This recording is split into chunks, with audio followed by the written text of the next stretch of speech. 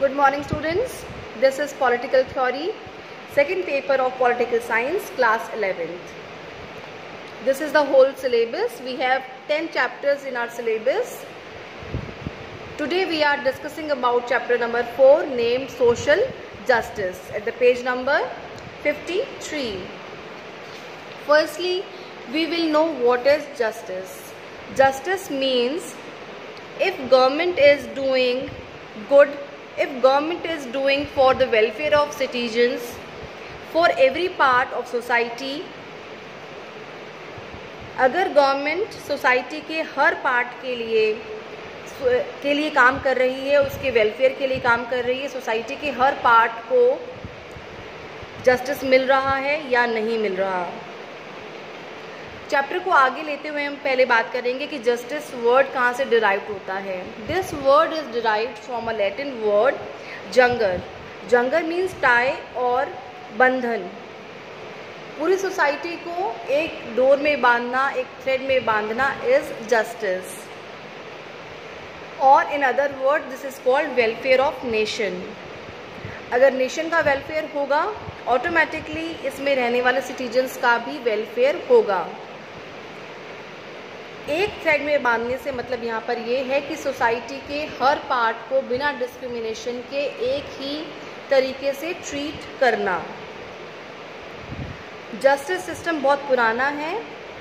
Olden times में राजे रजवाड़े भी अपनी प्रजा के लिए न्याय व्यवस्था को लागू करते थे और आज हमारी डेमोक्रेटिक कंट्रीज़ में भी न्याय व्यवस्था चली आ रही है।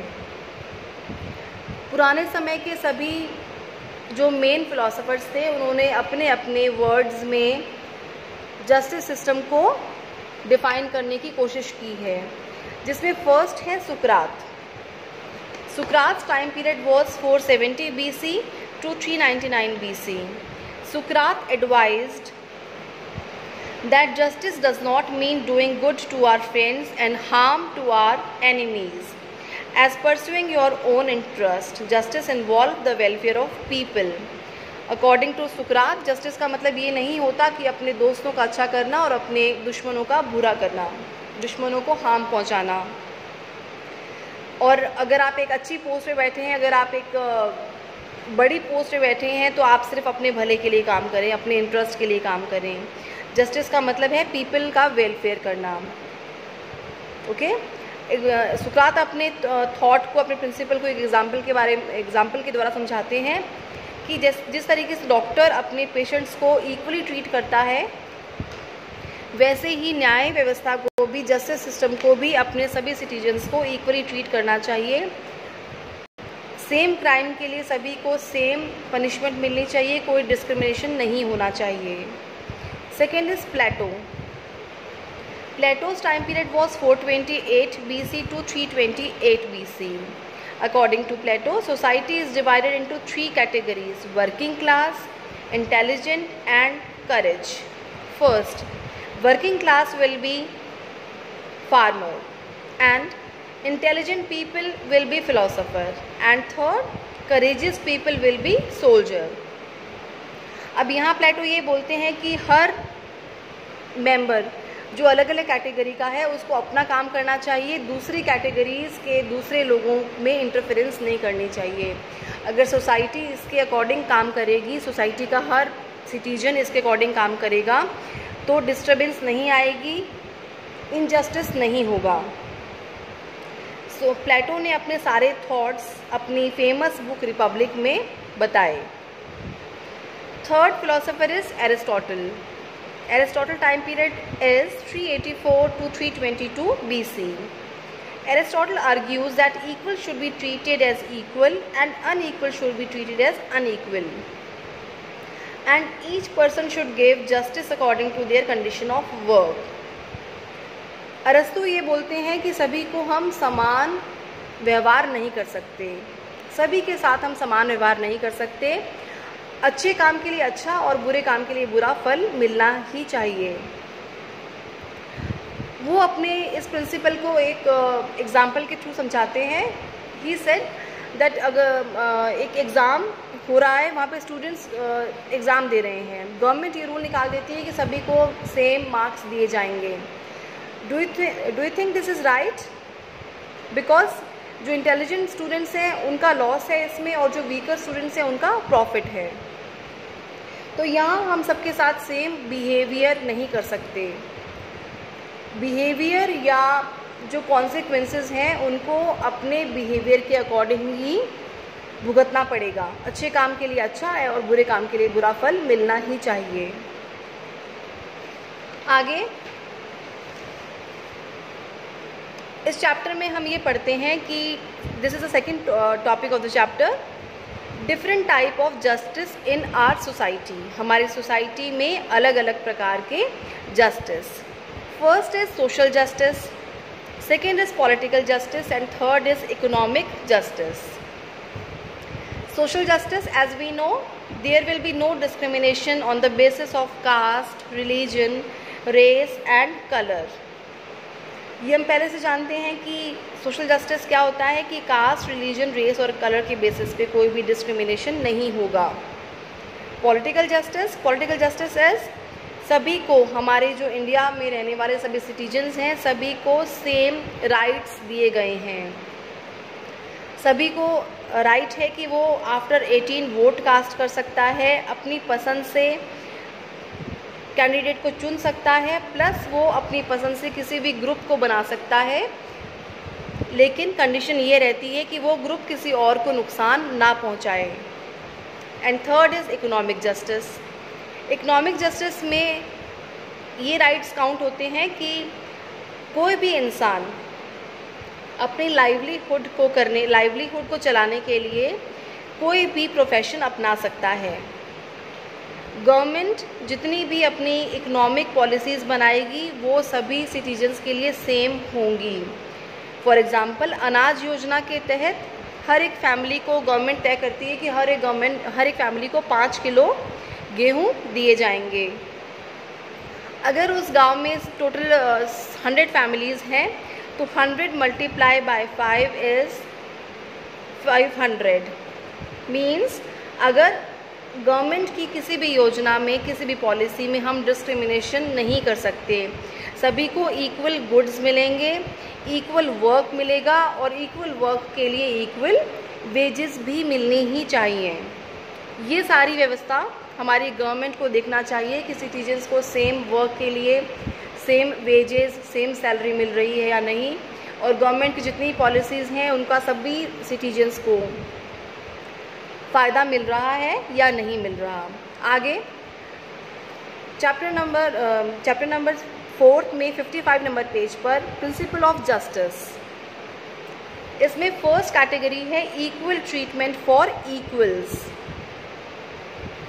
This concept is introduced by Jeremy Bentham. Jeremy Bentham was a political philosopher indeed. This concept is introduced by Jeremy Bentham. This is democratic justice or numeric justice. The resource of a country, right, freedom should be equally divided between its members, and no one should not be discriminated on the basis of caste, class, gender, race. Justice का यह principal सबसे common है, जिसमें यह कहा जाता है कि सभी को सेम सिविल राइट्स मिलेंगे, सभी को सेम पॉलिटिकल राइट्स मिलेंगे, सोशल इकोनॉमिक राइट्स मिलेंगे, और डिस्क्रिमिनेशन नहीं होगा on the basis of class, caste, race and gender. Plus he strongly recommend that salary will be equal for equal work. Got it? किसी भी बेस पे, किसी भी पॉइंट के बेस पे आपकी सैलरी या किसी भी राइट्स का एक्सप्लॉयटेशन नहीं किया जा सकता. इक्वल वर्क के लिए इक्वल फ़ायदा आपको सभी को मिलेगा. Second is proportionate justice. इस जस्टिस के इस पार्ट के according equally should be treated as equal and unequal should be treated as unequal. Justice will be according to their work. जैसे फर्स्ट पॉइंट में आप ये समझते हो कि सभी के साथ में सेम बिहेवियर किया जाएगा, सेम पॉलिसीज़ का फ़ायदा सभी को मिलेगा, लेकिन प्रोपोर्शनेट जस्टिस के अकॉर्डिंग प्रोपोर्शनेट वर्ड आप समझते हैं, जिसने जितना काम किया उसको उसी प्रोपोर्शन के अकॉर्डिंग फ़ायदा मिलेगा। जितना हमने काम किया उतना ही हमें फ़ायदा मिलेगा। जैसे हमने पहले एग्जाम्पल की बात की थी कि स्टूडेंट्स अगर आपने 10 में से 9 क्वेश्चन किए तो आपको 90% मार्क्स मिलेंगे। अगर आपको 2 क्वेश्चन किए तो 20% ही मार्क्स मिलेंगे। या हम ये नहीं कह सकते कि नहीं सभी को इक्वल मार्क्स मिलेंगे, क्योंकि उससे जिन्होंने अच्छा किया उनका नुकसान है। And third is recognition of social special needs. Our constitution allowed for reservation of government jobs and admission to educational institution for people belonging to SC, ST to maintain equal justice. As we all know, हमारी government ने special needs वाले लोगों के लिए special arrangements कर रखे हैं, जो कि SC, ST, OBC अगर उनका नंबर कम है पॉपुलेशन वाइज तो उनको स्पेशल राइट्स दिए गए हमारी गवर्नमेंट के अकॉर्डिंग, हमारी गवर्नमेंट पॉलिसीज़ के अकॉर्डिंग। सभी गवर्नमेंट जॉब्स में और किसी भी एजुकेशनल इंस्टीट्यूशन के एडमिशन के लिए इनको स्पेशल पॉइंट्स दिए जाते हैं। और next topic is John Rawls theory of justice. इसको आप मार्क करें, एक इम्पॉर्टेंट टॉपिक है। John Rawls was an American philosopher. He was born in 1921। He gave the theory of justice. यहाँ जॉन रोल्स जो है वो ये बताते हैं कि जो हमारी सोसाइटी है ये 4 पार्ट्स में मान लो कि डिवाइड है। रिच है, पुअर है, देन आप ये मानेंगे कि स्ट्रॉन्ग है और वीक है। अब अगर इन चारों पार्ट्स में से कोई भी पार्ट जो है वो किसी भी अच्छी पोजीशन पे आता है तो जो रिच है वो रिच लोगों के लिए काम करेगा, जो पुअर है वो पुअर लोगों के लिए काम करेगा। ऐसा ही जो स्ट्रॉन्ग है वो अपने लोगों के लिए काम करेगा, देन वीक है जो वो अपने वीकर सेक्शन के लिए काम करेगा। अगर सोसाइटी में ऐसा ही काम होगा तो कोई भी एक इंसान अपनी सोसाइटी के सभी पार्ट्स के लिए काम नहीं करेगा। तो अकॉर्डिंग टू जॉन रोल्स होना ये चाहिए कि एक इंसान के सामने, किसी भी इंसान जो कि एक बड़ी पोस्ट पे बैठा है उसके सामने एक वेल होना चाहिए, एक पर्दा होना चाहिए, कवर होना चाहिए। इस कवर को जॉन रोल्स क्या बोलते हैं? वेल ऑफ जस्टिस या well of ignorance. Well of ignorance.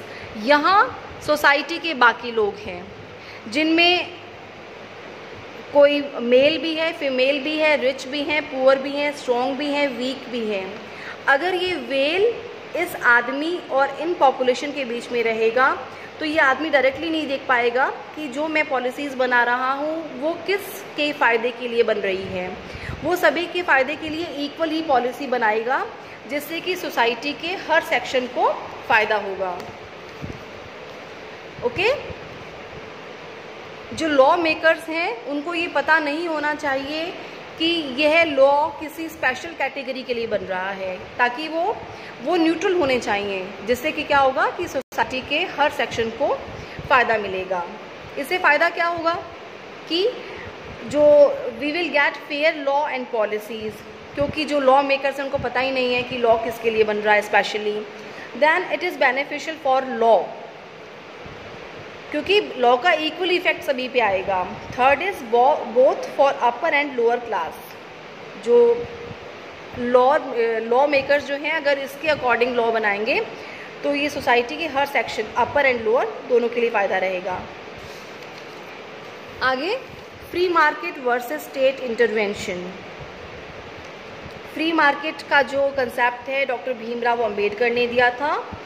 In this system individuals will be free to own property and in any contract. Free market क्या होता है? इस सिस्टम के अकॉर्डिंग कोई भी इंडिविजुअल अपनी प्रॉपर्टी को खरीदने के लिए, बेचने के लिए, अपनी प्रॉपर्टी को कंटिन्यू रखने के लिए फ्री है। प्लस वो किसी भी इकोनॉमिकल कॉन्ट्रैक्ट में जा सकता है। इन ईजी वर्ड्स, कोई भी इंडिविजुअल अपनी लाइवलीहुड को चुनने के लिए किसी भी प्रोफेशन, किसी भी बिजनेस को चुन सकता है।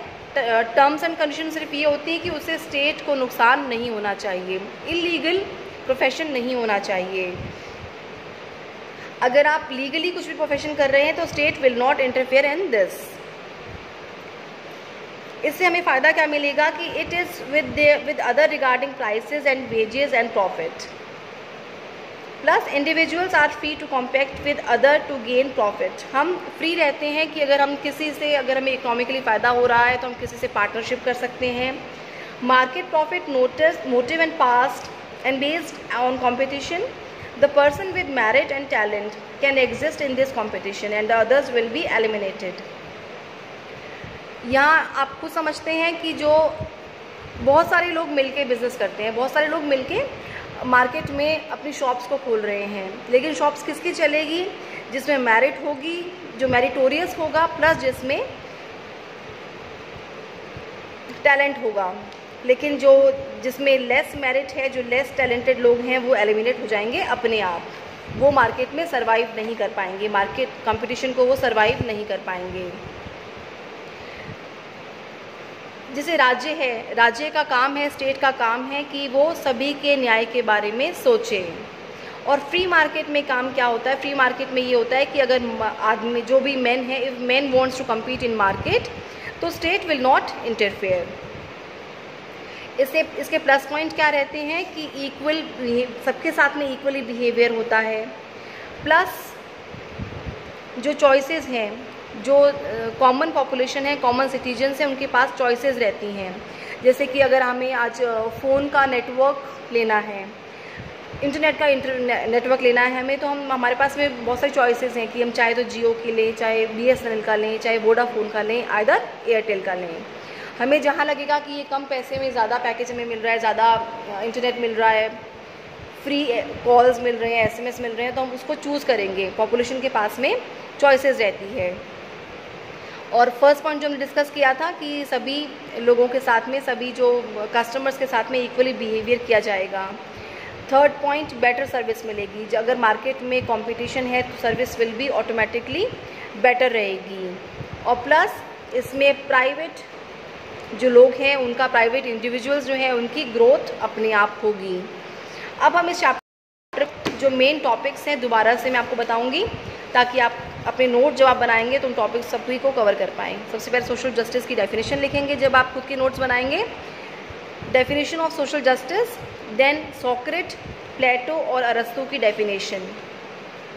उसके बाद में आपका आएगा जॉन रोल्स का theory of justice, that is veil of ignorance, एक इम्पॉर्टेंट पार्ट है। फ्री मार्केट का concept, different type of justice in society, principle of justice, ये सब आप अपने नोट्स में अलग से लिखेंगे। इन सब की डेफिनेशन और पॉइंट वाइज क्लैरिफिकेशन पॉइंट आपके नोट्स में होनी चाहिए। Then at the last of the chapter 6 questions are there. I hope पूरा चैप्टर क्लियर हुआ होगा। अगर कुछ भी प्रॉब्लम होगी we will discuss later. Thank you.